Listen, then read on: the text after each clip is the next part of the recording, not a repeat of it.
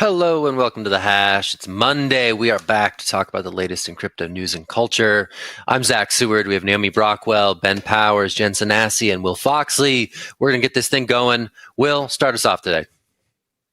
That's right. We're talking about Ether. The price of Ether went up this weekend drastically. It broke 3,000. I think it hit as high as 3,200 according to the CoinDesk price index.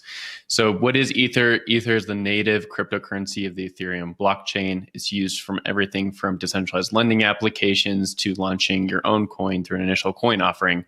So it has a lot of different utilities for the internet, and investors are seemingly responding to this inherent utility that we see with the token, pushing up the price. The price of Ether has gone on a tremendous bull run since March of last year. It's actually beaten out Bitcoin year to year, and it's of course up, I think, from $80 to $3,200 over that same time period, which is a pretty good return on your investment.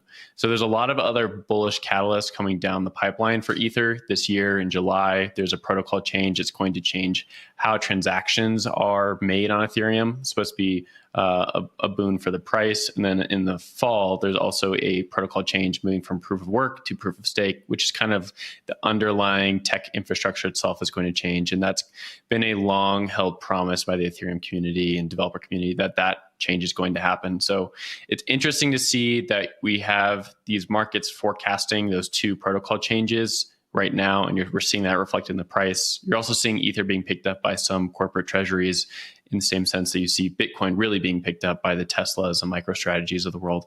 So big day for Bitcoin, for Ethereum price, but I'll hand it right over to Zack for your take on Ether. Yeah, I mean, it is really remarkable to see this thing continue to pick up momentum. The institutionalization aspect of ETH, I think that is sort of emerging, kind of caught me by surprise a little bit, though we've seen it in fits and starts over the last few months here. If that becomes a major narrative around this asset, I think that could be quite interesting. I also would like to see how these institutions end up using this network, right? It's a bit different than Bitcoin in that Ethereum provides you additional functionality in terms of smart contracts and other yield generating platforms. So, that Ethereum continues to rise. I mean, I think it's a good sign for the market writ large as people look to sort of figure things out beyond just Bitcoin, which is great. That's what I'm looking at here. This institutionalization thing, I think, might be an interesting narrative to watch around Ether going forward, for sure. Yeah, definitely interesting from my perspective, just doing tech reporting, seeing that price actually kind of filters into the tech and then back and forth. Like tech reporting matters, I guess, because people make more money at some point on top of it. So interesting to see those things that have been reported on for the last 2 or 3 years finally start being reflected in the price of Ether so far down the road after they come to fruition and they come to market. Of course, we're still a few months out from those things happening. So Naomi, I want to toss it right down to you. Looking at Ethereum and Ether and Bitcoin, those different promises of each asset, how do you think about Ether's moment kind of breaking out to the stage and going more mainstream where Bitcoin has been mainstream for quite a few years? I think that it's fantastic. I love Ethereum, and I in particular love the decentralized finance movement that it gave birth to. We reported last week that DeFi has $100 billion locked, according to CoinGecko, which is astronomical. And as you mentioned, the market capitalization of Ether itself, it's exceeding the Bank of America, it's exceeding the entertainment giant Walt Disney, food conglomerate Nestle. I mean, the fact that we can have this permissionless system with no barriers to entry that everyone can participate in and everyone can benefit from, this going up in value, I think is fantastic. But I think more importantly, the fact that now we're breaking down barriers to financial instruments, we're letting everyone have a go rather than people with, certain asset allocation, certain capital requirements, certain licenses. I just love this democratization of finance, and it's Ether that really has created that. It's the Ethereum community. It's all of the DeFi projects. So I love that. Obviously, Bitcoin is my first love. So it's not a matter of saying, which one do I prefer? I think they're all fantastic. But yeah, I'm very, very proud of Ethereum and all of the people building on that and all the things they've created. We're saying such amazing things about Ethereum, and I think we do a lot on this show. And my question is just like, why is no one else talking about this? This is a huge story, I would say, in tech reporting. And Will, you brought up reporting, and we just keep seeing Bitcoin and Doge in the mainstream media. I know Bitcoin is sexy, Doge is funny, but when is the mainstream media going to start reporting on this? I think this is a huge story. I mean, I think they have in some ways, right? Like I was wondering about kind of correlation to this price raise, whether there's just more like knowledge and interest in Ethereum too, off the back of this like NFT wave that we've been riding for a few months now, given a lot of the marketplaces for that are on Ethereum itself. So I'm curious about like the more people that are entering into this and experimenting with it for the first time and say, oh, okay, look, like there's these NFT marketplaces, but there's also a wide range of other applications. I think could start to expose that to a more general audience, but it'll be interesting to see whether the reporting will follow in a way that, maybe it has for Bitcoin and Doge, for example. And on that note, let's change track and talk about another financial behemoth that isn't doing as well as crypto. So Berkshire Hathaway's Charlie Munger says he's disgusted by Bitcoin's success. Let's listen to exactly what he had to say. Of course, I hate the Bitcoin success. And I don't welcome a currency that's so useful to kidnappers and extortionists and so forth, nor do I like just shuffling out a few extra billions and billions and billions of dollars to somebody who just invented a new financial product out of thin air. So I think I should say modestly that I think the whole damn development is disgusting and contrary to the interests of civilization, and I'll leave the criticism to others. I'm all right on that one. Oh, wow. You put it modestly. There you really go. But tell us what you really think. Tell us what you really think, Charlie. So, I mean, there's so much to unpack here. He's talking about all the, kidnappers. He's also talking about the fact that we're just giving money to Satoshi. Created this out of thin air. I mean, I don't know how many times I can facepalm myself in a segment. Let me just throw it to the group, get your take first. Will, immediate thoughts on this? Frustration, most of all. So, I mean, of course, Berkshire Hathaway and those two are just legendary value investors, and they have all the money they need to be able to make those kind of proclamations about any asset they want from a pretty safe position. But at the same time, it just kind of is frustrating to see people not take an interest in looking at the market itself and just being genuinely curious about why something like Bitcoin is novel and why it has value. Particularly given that Bitcoin has been through a few different bubbles. And I'm certain that Warren Buffett and Charlie Munger have seen a few of these before, and they're reading financial reports daily. So I don't quite understand why after 3 or 4 or 5 of these bubbles are not saying, there could be something here. And then the criticisms itself that they're leveling just easily debunked. And it's frustrating to see like the same narratives spelled over and over again. Yeah, and I want to talk about what you said there, Will, because you mentioned that they're very successful. Actually, Berkshire Hathaway has significantly underperformed the market for a long time, for the past 10 years. So if you look at this chart, comparing it to the success of Bitcoin, it's quite dramatic. So the fact that people consider these, apparent, investor giants to be relevant still, it baffles me. I don't want to be like a real mean person about it, but honestly, like he clearly doesn't understand Bitcoin if he's saying that, we're just shuffling off money to this person who created a money out of thin air. Like how are we shuffling any money? Like he clearly doesn't understand how Bitcoin works and that no one's in control. No one's being given a percentage of all the Bitcoin and every transaction they get fed a little bit. He's probably thinking in terms of the mindset of someone who runs a fund, a managed fund where he gets a lot of money, regardless of how well his fund actually does, right? So, Ben, I saw your hand go up there. I'd love your thoughts.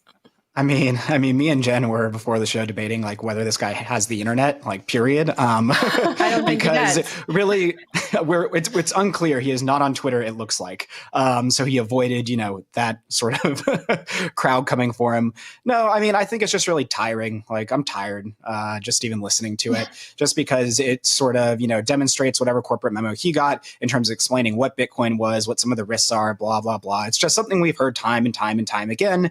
And I think at this point, it really does show sort of a ignorance about a lot of the underlying factors that influence, cryptocurrencies more generally, but also the appeal of Bitcoin. And so I think when these people are leveling this sort of criticism at this, as modestly, quote unquote, as maybe he put it, I think you're just kind of like showing how little you know. And I think that's more indicative than any sort of like positive value to put on this sort of assessment.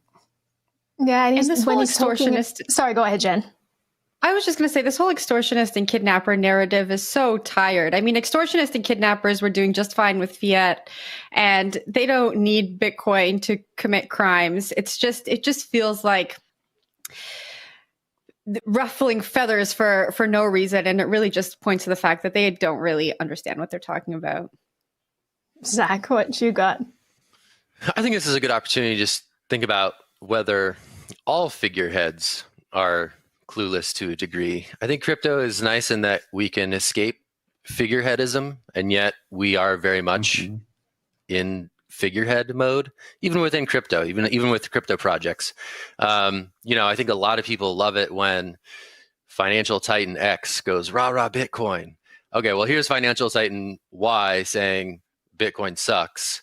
Maybe like both of those financial titans aren't necessarily as savvy as some of the other people in the space, and maybe you should be looking elsewhere for people who can educate you on the thing.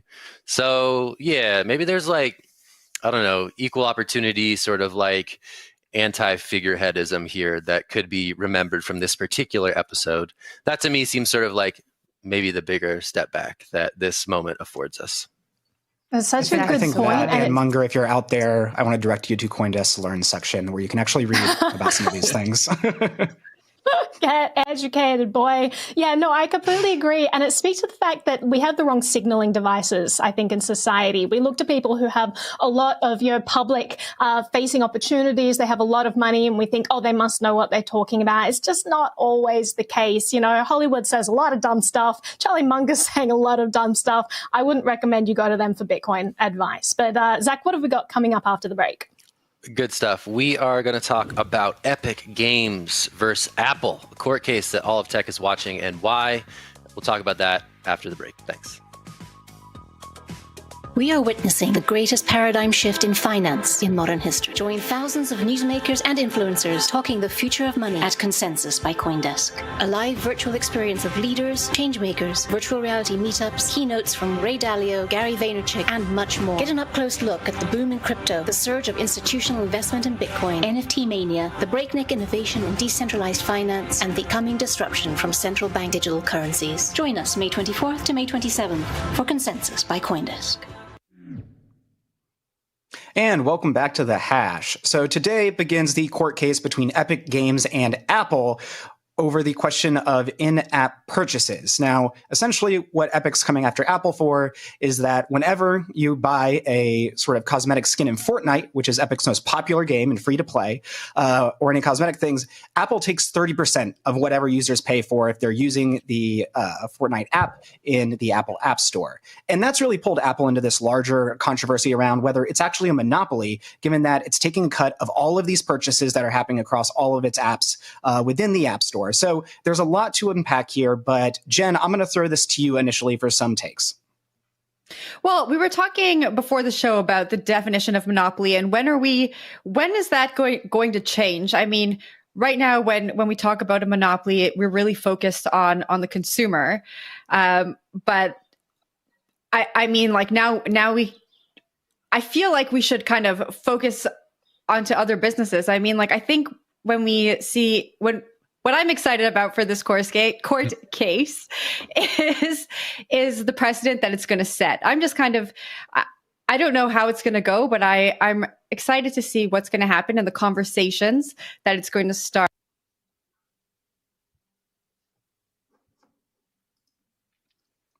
No. She froze, but she froze on a nice face. Like, it wasn't like I'm more scared I'll freeze. Like, she looks great though. I'll add to back of that, I guess. Oh, sure, you go ahead. Just in the sense that, I think the metrics that we use for talking about monopolies generally right now have really kind of fallen behind the pace of how monopolies develop. Largely monopolies and questions about them center on what harm they're doing to consumers, and not sort of about the, what's going on in the background. And so, for example, this one, there might not be an issue with, somebody voluntarily paying for something and Apple taking some of that money. But I think that misses the point around like who owns these things? What walled gardens do we live in? How does that boil down to control in a lot of ways, and a number of other questions. But Naomi, I'll toss it right back to you for what you were going to get in with. I mean, you know what I'm going to say, Ben. I'm going to say that antitrust is the dumbest thing in the world, and Apple should have the right, because they built this valuable product that people are choosing to use. And, Fortnite is choosing to sell their skins. Epic Games, they're choosing to be a part of this. Why? Because they get great exposure to a huge consumer base, and consumers can trust the Apple Store because there's a lot of curation that goes on there. So they're providing a really valuable service. But no, they shouldn't get paid for that. And if they do, that's extortionist. And, we should take them to court. I mean, I think it's the most ridiculous argument in the world, but, I'll throw it to someone else before I just rant the whole show. I'll take it right back from you briefly on one of that, because I think you brought up an interesting point that I do want to push back on a little bit, is around this curation in the Apple Store. Something that's been interesting coming out of this lawsuit currently is the way is various emails between departments and important figures at Apple. And given me and my colleague Colin Harper's reporting on kind of scam apps around crypto in both the Apple and Google Play stores, it was really interesting to see that Apple sort of admitted they're not very good at catching fraud within the App Store on Apple. So I think that it underlines some of those trustworthiness that Apple really tends to purport. And they just sort of likened it to, really, when it comes to sophisticated fraud scams, we're bringing a butter knife to a gunfight. And I thought that was just a data point that was worth paying attention to as we think about some of the risks here. But Will, I see you laughing. What you got?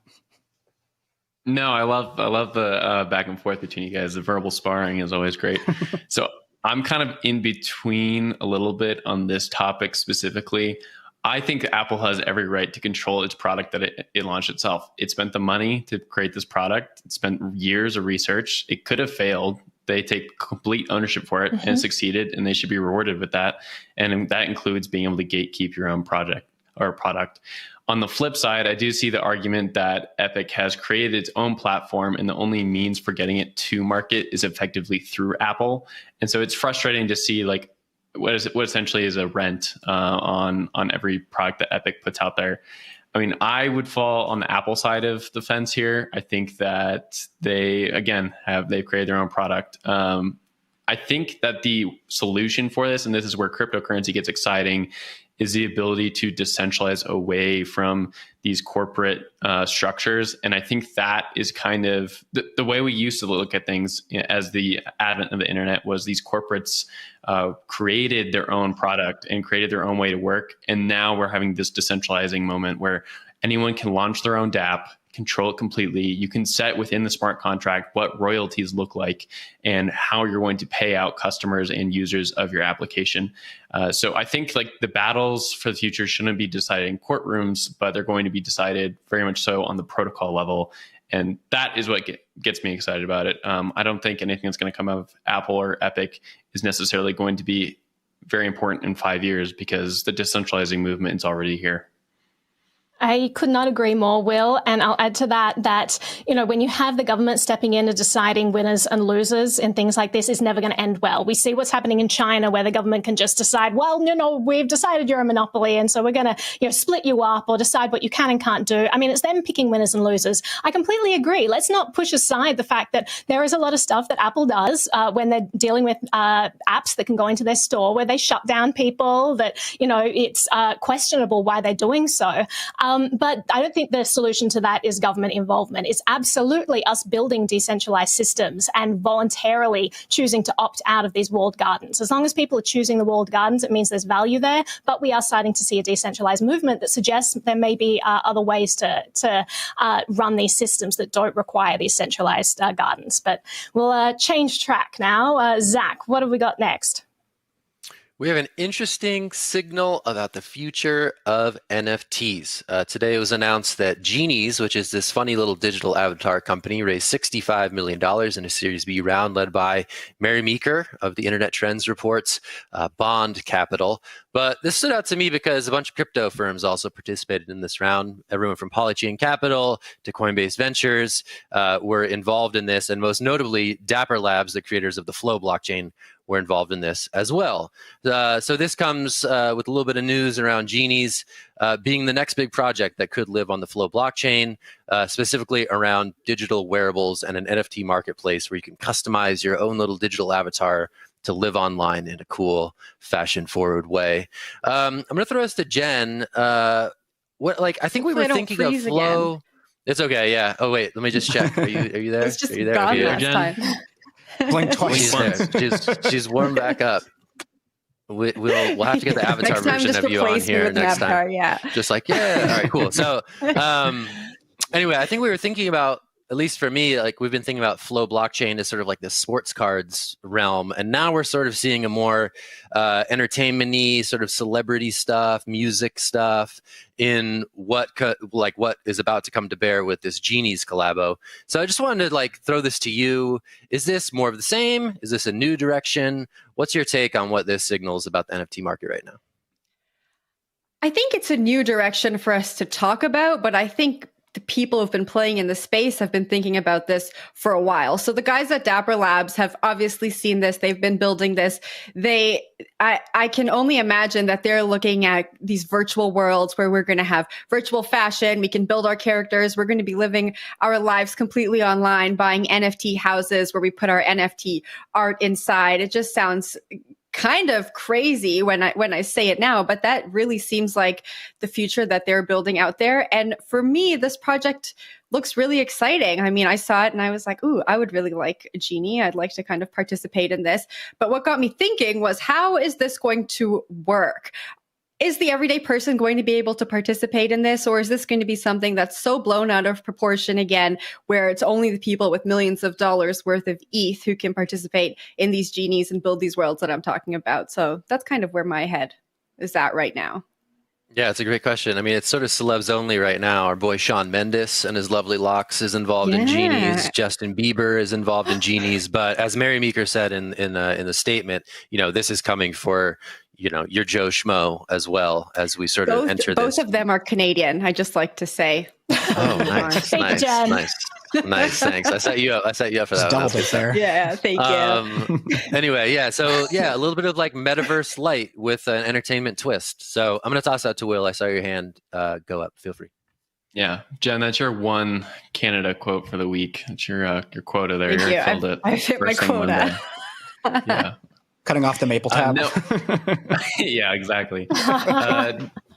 In general, I think this is just more fodder for the argument that there's a multi-chain future. I think Naomi and I have kind of battered back and forth on that a little bit because we're both pretty bullish on that happening, where you used to think it would just be Ethereum, and Ethereum is where all kind of the future data and information and money settles. But with Dapper and these big fundraisers we're seeing from VCs and the like, I think we're kind of starting to see the beginnings of this future where Ethereum is kind of the spoke or the hub, and then everything else is kind of the spokes around that. And people want to use NFTs, but they're going to different chains right now. And Ethereum is going to be more for the DeFis of the world and the stable coins where the high rollers can play around and settle accounts there. But if you want to use a NFT and a Giphy for a text, you're not going to do that on Ethereum. You're going to be doing that on Dapper Labs or some other chain. So that's kind of the tech corner piece on it, but interesting to me how that is developing right now in front of our eyes. Yeah, and I was just thinking too, kind of listening to this, Jen, I thought you make a really good point. It's really interesting to see these multi-million-dollar bets being made on the metaverse, and a kind of bet that we are going to be living more and more of our lives online. I don't know how much that's maybe a reaction to the last year, everybody just kind of being shut inside for the most part and having to spend time online. But it's interesting to see people continue to think that we're going to be moving further in this direction. And Will, I just want to echo to what you were saying. Even in my reporting outside of NFTs or stuff like that, I'm hearing people say oh, we're making this product with the assumption and with the bet that there's going to be like the interblockchain protocol and some of these things. You're going to have a lot of ways that like assets can be moved directly from chain to chain, and whether that be like an NFT potentially, or even like a various kind of coin without having to like wrap it synthetically as you have to right now. So there are already projects like raising money in the millions of dollars, beyond NFTs that are betting on that multi-chain future. So I just wanted to kind of hammer home that point, because we're seeing that happen in reality, not just like a hypothetical too, at this point. But Naomi, I'll toss down to you briefly. Yeah, there's this cool woman that I've seen on Twitter, and at the start of the pandemic, she lost her job. She just gotten like this dream job as this animator, and she lost it anyway. She spent the entire quarantine period with this $30,000 suit that tracks movement, and she's become an internet sensation. She is an avatar, and so she's just an influencer, but she uses her avatar and just like motion tracks everything. I mean, I see this as being the future. You're going to get more and more influencers hiding behind this avatar persona. You're going to get more and more gamified avatar platforms. I definitely think that's the future of NFTs. I've never quite understood how collectibles could be NFTs unless they're completely decentralized, because, websites can swap out the link of where your asset is at any time unless it's like hash and IPFS, etc. But I definitely see like the gamified world as being a future of NFTs, where you can use their service and update your clothing. Like, I think that sort of stuff is cool. But let's change track. Jen, what have we got next? All right, Ben, get ready to get angry again. Bill Maher took some time to comment on Bitcoin on Friday. Now, this was during his new rules segment on his show, Real Time. He said that while he still doesn't get cryptocurrencies, nothing with crypto in the title ever turns out good. Let's take a look.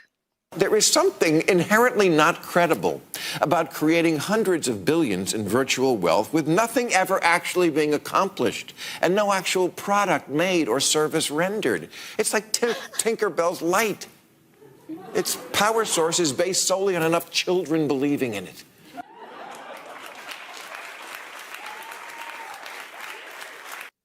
Okay, so while I do believe that Bill doesn't understand crypto, I just feel like maybe his PR team and his writers were like, if you comment on Bitcoin, you're going to be in the headlines and everyone's going to be talking about you this weekend. And alas, here we are.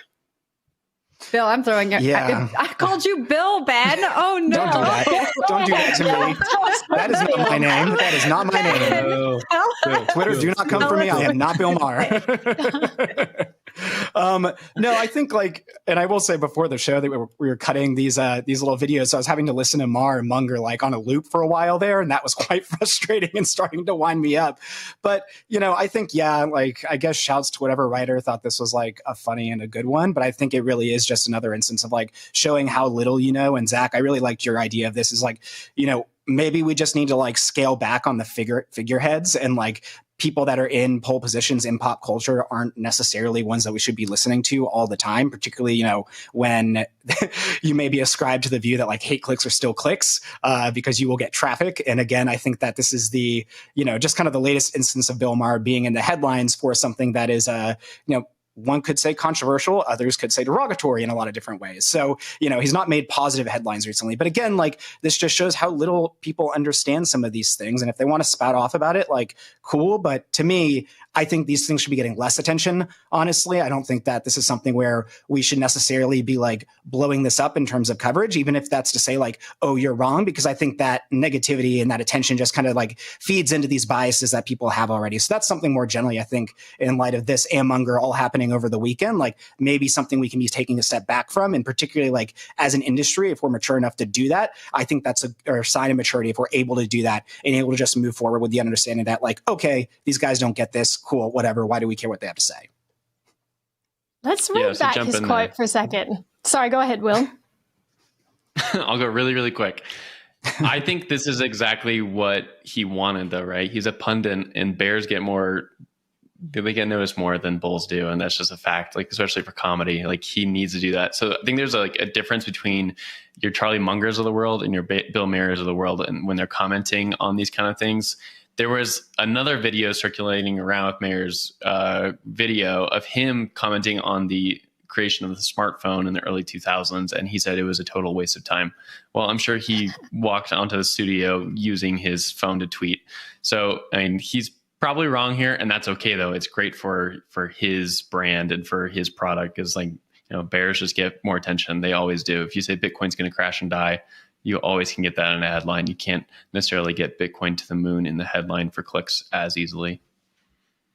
I want to jump in there and just go back to what he said. So billions in virtual wealth with nothing ever actually being accomplished and no actual product made or service rendered. Like, is he talking about Bitcoin or the US dollar there, right? And I think that if we can get a conversation going, like if we can get people like Bill Maher to start thinking about what is money, what is the creation of money out of thin air, what is happening to the economy when we have just printed such astronomical amounts of US dollars in the last year that is just completely being devalued. And we can see that through, inflation bubbles popping up all over the economy. If we can start to get this conversation going, that's fantastic. But it seems like Bill has just kind of stopped at Bitcoin. He's like, yeah, I don't understand this one, but I'm not even going to think about the US dollar. That's too difficult, and I think that a lot of people just really don't understand how money works, what it is. And he especially doesn't understand what Bitcoin is and the fact that this is a game changer. I mean, the value being rendered here is that you have uncensorable money. You have a way to transfer capital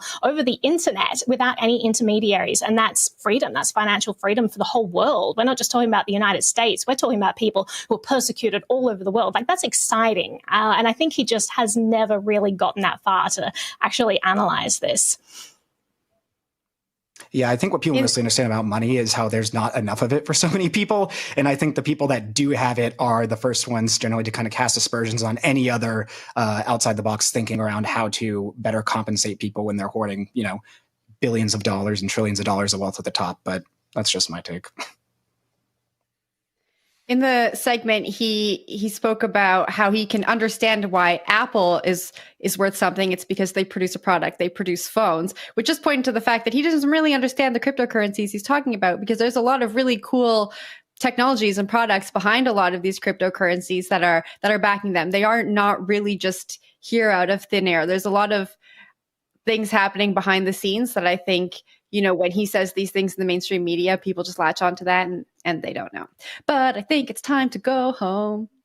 Man. Time to go home. You and Naomi always singing on the show. I love it. I love that. Ain't so nothing much. you can do to stop us. Yeah, it's shaping up to be a good week already. We're talking about, the implications of decoupling money from the state, and it's just a Monday. So come back and watch the hash again on Tuesday, Wednesday, Thursday, and Friday. We'll take it one day at a time here on the hash. It's me, Zach. We got Jen. We got Naomi. We got Ben. We got Will. We'll be back here again tomorrow. Stick with us on CoinDesk TV, 3 p.m. All about Bitcoin if that's your thing. And have a great day. Cool. Bye. Thanks.